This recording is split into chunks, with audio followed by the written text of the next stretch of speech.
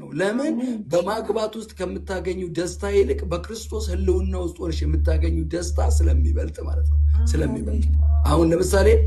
አግብተሽ ቢሆን ኖሮ ተፋቻለልሽ አግብተሽ ቢሆን ኖሮ ኖ ኑሪ በህይወትሽ ባኗኗርሽ ቀይሩ ነው ምልሽ ለውጩ ነው ምልሽ በምትኖሪው ህይወት ባህሪ ለውጩ ሳታገቢው ግን ይለወጣል ገብተሽ ሞክሪው አለልሽ because እኔ ለልጄ የማልመክረው ነገር ላንቺ አልመክርሽም because አንቺ 45 ዓመትሽ ሞላ እንጂ ወይ ደግሞ እድሜሽ ሄዷል ብለሽ አሰብሽ እንጂ እግዚአብሔር ባንቺ ላይ የሚያስበው ሐሳብ ግን ገና አልሄደም እውን ነው እግዚአብሔር ዛሬም ሕያው ነው ዛሬም ኤልሻዳይ ነው ዛሬም እግዚአብሔር ሪል ነው እውነት ነው አለ ትላንትናሽን ማስረሳት ይችላል የወደቅሽበትን ዘመን ማስረሳት ይችላል እውነት ነው መጽሐፍ ቅዱስ ይናገር ሰው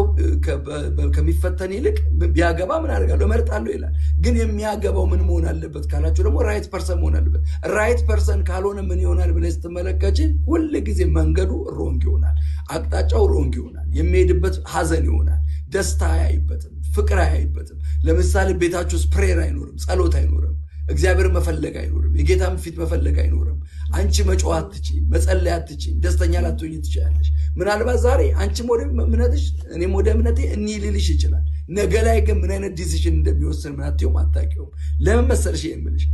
የአምኖን የዳዊት ልጅ አምኖን ወዷት ነበር